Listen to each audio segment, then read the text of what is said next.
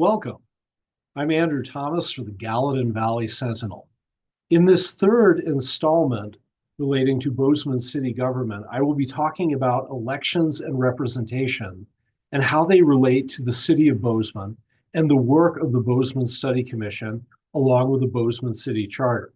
So before we talk about specific issues of representation, I would like to bring your attention to the following resources that you might want to look into in terms of helping to understand, one, the Bozeman City Charter, but also the work of the Study Commission. So it's very easy to read through the Bozeman City Charter. There's a link posted below.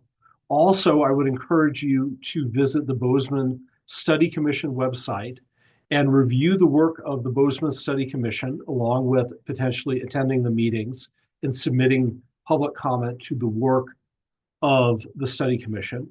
And additionally, I would encourage you to check out the Gallatin Valley Sentinel for their analysis and commentary on the work of the Bozeman Study Commission, the Charter, as well as other important issues affecting Bozeman and the Gallatin Valley. So the current Bozeman city government consists of commissioners.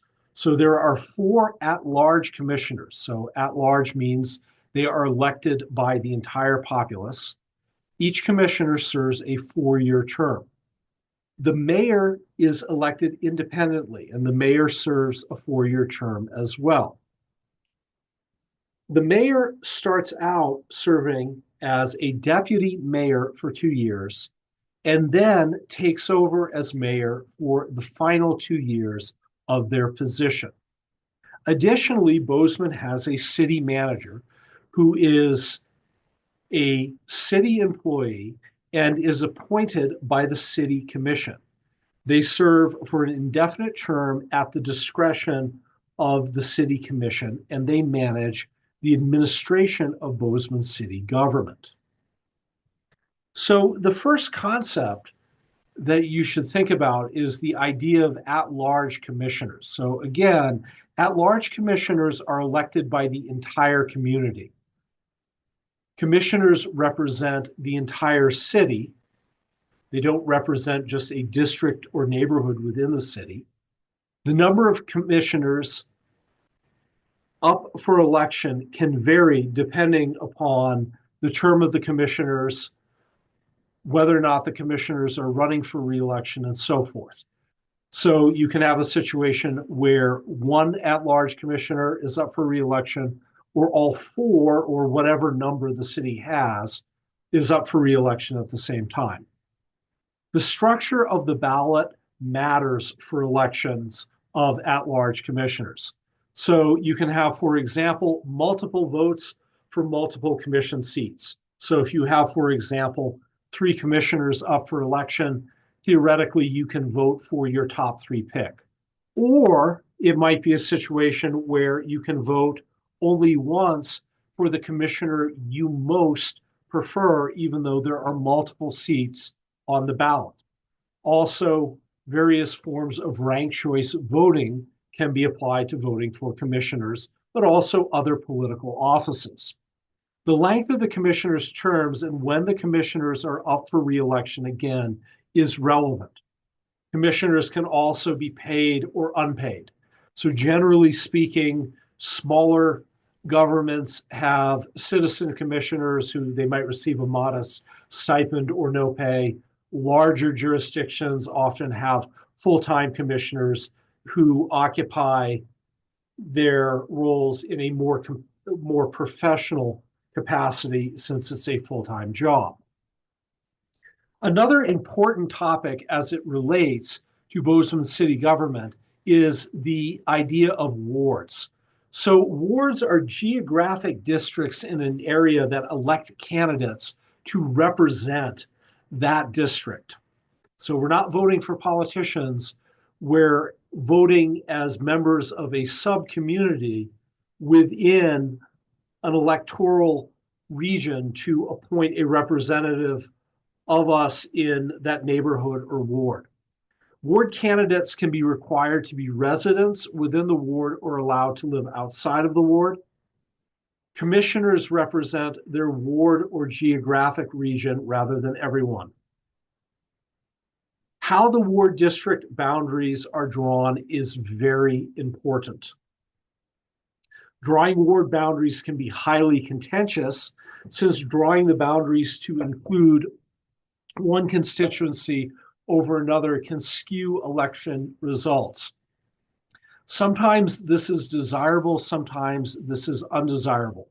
So a particularly nefarious example of inappropriately drawing ward boundaries is known as gerrymandering. So Jerry was a politician in Massachusetts in the early 19th century, and as the image in the upper right-hand corner of the screen depicts, Jerry and his political constituency drew a ward or electoral district based upon where the majority of the members of their particular political party lived.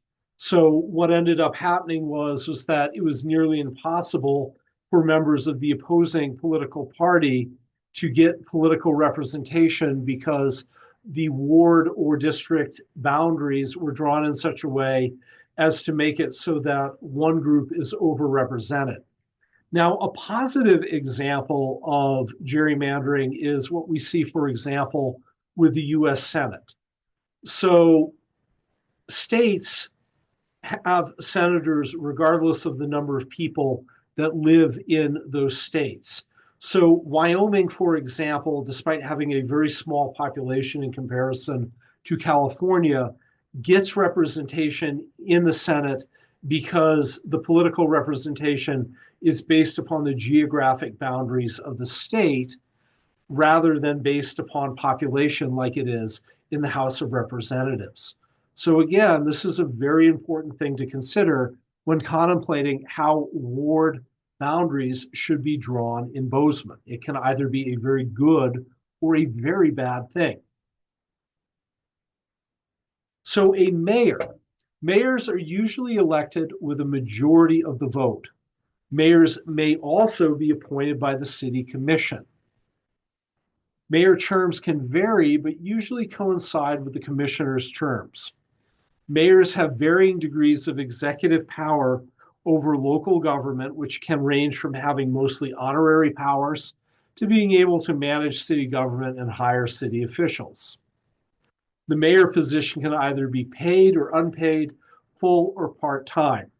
So in strong mayor models, mayors generally have more political power because they're able to control the administrative state, in this instance, the administration of city government more directly. In weak executive models, the commission or legislative body has more control and they manage things collectively rather than delegating power to the individual executive.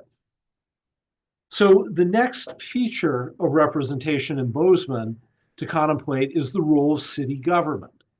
The city administrator or city manager of local government can be accountable to either the mayor or city commission.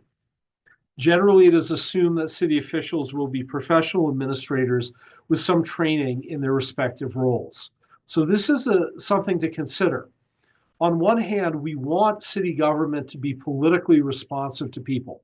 But on another hand, complex organizations require trained professionals.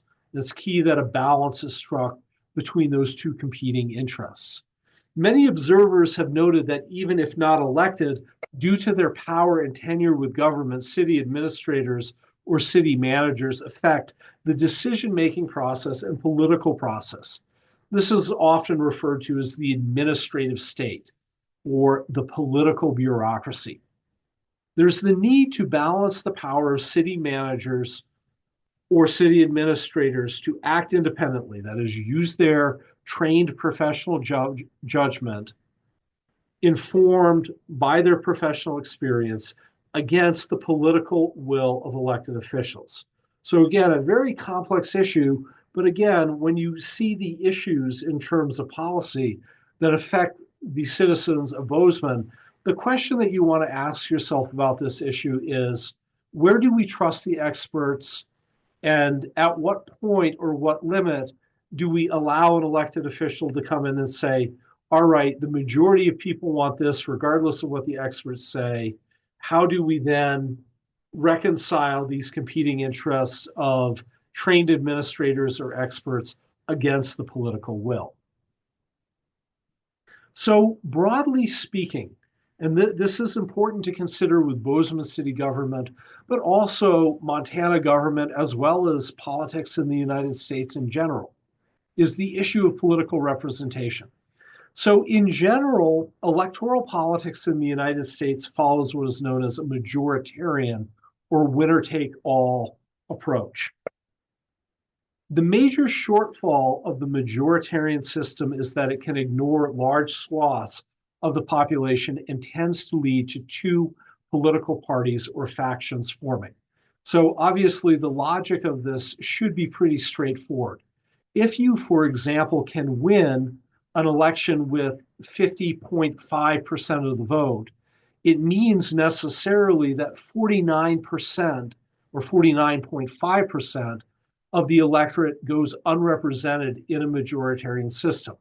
Obviously, this can lead to a lot of discontent and problems. So some of the shortfalls of the majoritarian system can be addressed by districting.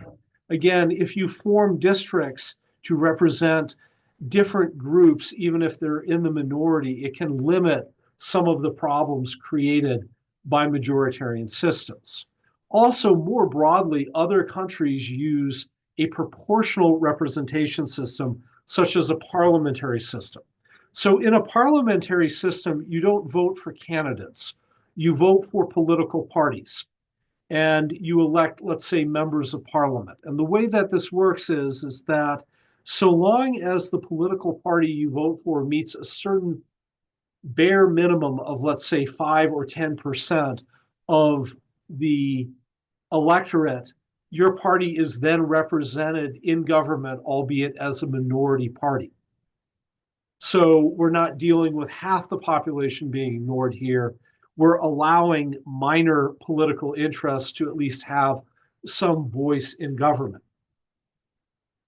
Now, as the idea of proportional representation relates to Bozeman city government, one way of applying this idea would be to have one vote for multiple commission seats.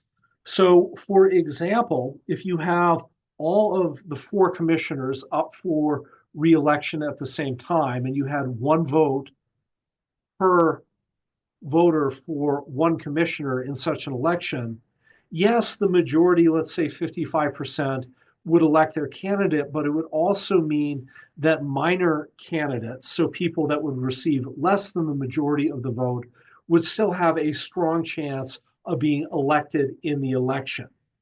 And this would arguably create a more proportional and potentially more equitable system. So moving forward, considering the ideas that have been discussed in this video, as well as the earlier videos relating to Bozeman city government, citizens of Bozeman and the Study Commission must carefully consider the ramifications of the different government structures available to them. To achieve an equitable outcome, a government structure that ensures everyone is adequately represented must be considered. The ideal government structure should be dynamic and ideologically neutral.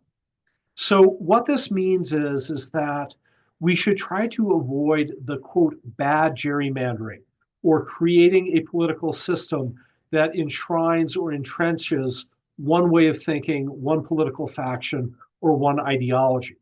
We should also strive to create a responsive or dynamic government that is responsive to the needs of even a minority of the population and seeks to create equitable balance in government.